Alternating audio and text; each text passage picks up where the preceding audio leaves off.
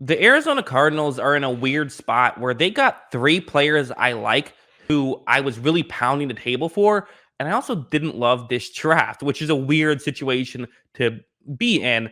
One of the biggest reasons for this is because I just didn't love the Marquise Brown trade. I'm sorry. It makes no sense to me. I know you got the 100th overall pick as well, which you used on a player I like a lot. But when you got rid of Marquise Brown, or you got Marquise Brown, who I guess the only thing I can think of is this something to get Kyler happy? Is this like, are you just trying to make sure Kyler Murray like doesn't leave in free agency or something? Like he doesn't just refuse all contracts and say, I'm not playing, trade me. Maybe that's it. Cause I guess Marquise Brown and Kyler Murray do have a history together. So maybe that's it. I feel like that's not the best way to spend your resources, but honestly, that's not a horrible trade if that is the case. If you're using it to keep Kyler Murray on your team, if you have to give up a first round pick to do that, that's not the worst thing in the world. And you get Marquise Brown. But in terms of pure value, it does not seem like it's great, especially when you saw AJ Brown go for similar value. Not the exact same value, because again, a top 100 pick is not nothing, but very weird trade for me. That's just like, I don't know.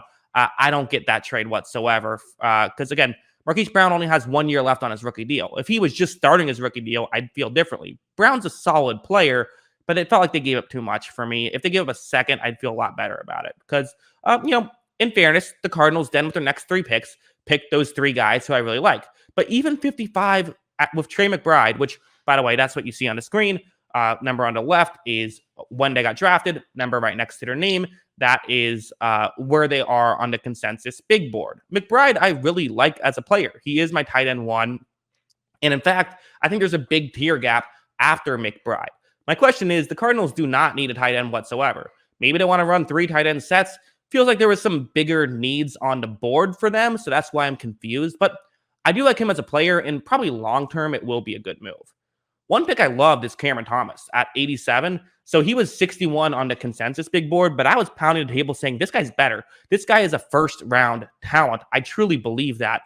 His advanced statistics are really impressive. This is the guy who he won a lot in college. So that's kind of a big part of why I am just such a fan of him. And honestly, same thing with pick 100 that they got in that Marquise Brown trade, Majai Sanders. Guy I really like. Someone who, not as much of a run defender. Thomas can do both. Both of these guys great at pass rushing. Thomas better, but Sanders still very good at rushing the passer. So, and again, all those advanced statistics that I talk about, which tend to be good indicators of guys who will be good pros, because they do translate well.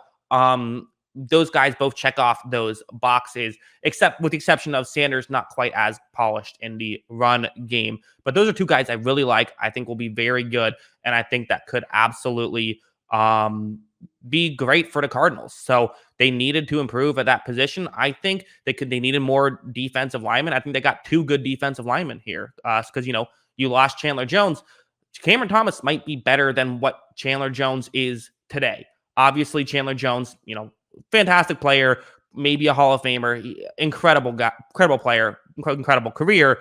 But in terms of who they are today, I think you could make the argument that Thomas is the better guy, or at least could be in a year or so. And certainly will be the better guy in 5 years, of course, because, Jones's career, it's on the decline, unfortunately. It hurts to say because he is, again, very exciting and very fun, but that's the reality of the situation, unless he has a career resurgence. Keontae Ingram is another guy who seems like he's, very good athlete, even though, 6 feet tall, 215. So, solid size. That's kind of what he can do. Seems like, again, running back here at 201. I'm pretty much always going to be in favor of this kind of stuff. Getting a running back 200 plus in the 6th round could potentially be a special teams guy as well. So fascinating.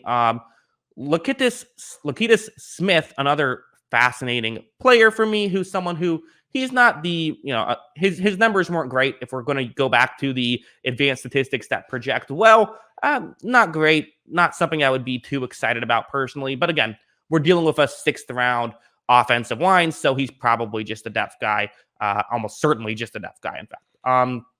Then we had 3 7th round draft picks. So we have first Christian Matthew, who is a cornerback, and again, anytime you get a defensive back into 7th round, and especially, late 7th round here, or I guess mid 7th round, With 244, I'm wondering, all right, are you just a special teams guy? But again, you look at him on the consensus big board, and in fact, you look at all three of these guys on the consensus big board, they were projected to go almost 100 picks or sometimes over 100 picks more than where they actually went. So maybe they're actually better than we realized, or better than the NFL realized. Maybe that, I don't know. It's interesting to me. Again, Jesse Luketa, who is a linebacker. Again, I feel the same way of like, are you just someone who is going to be a, pure special teams guy? Anytime there's a linebacker there, that's part of what I think. Also, Christian Matthews, 6'4" as well. I meant to mention that. So tall corner, which is fascinating. And he's explosive, so could be a good gunner perhaps. And then Marquise Hayes, offensive lineman out of Oklahoma, who, I don't know, again, kind of an interesting guy, 6'5", 324. So could be better than a 257th overall pick. Feels like there's more value there. Again, looking at his numbers, not to say that he's a spectacular player, but maybe better than a late 7th rounder, perhaps. So as a whole, again, it's weird. I loved a lot of these Cardinals picks, but am I just completely on it and I'm going to be right and they did overdraft their value at each of these positions? Or is that not the case? And if they got fair value for each of these picks, then maybe it's not a great draft, just because the Marquise Brown trade, it felt like it was a bit much to give up for only one cheap year of production.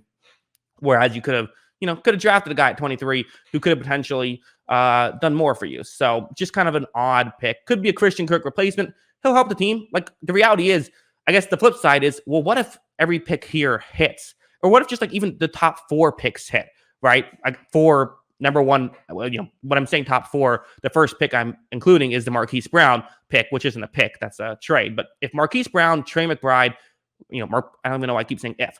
Marquise Brown is going to be a solid player and could maybe even be better in this system because he wasn't a great fit in the Ravens system.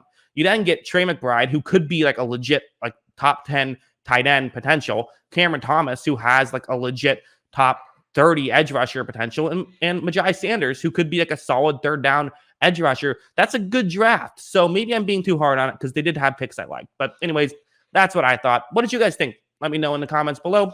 Always love hearing from you. And of course, as always, thanks for watching.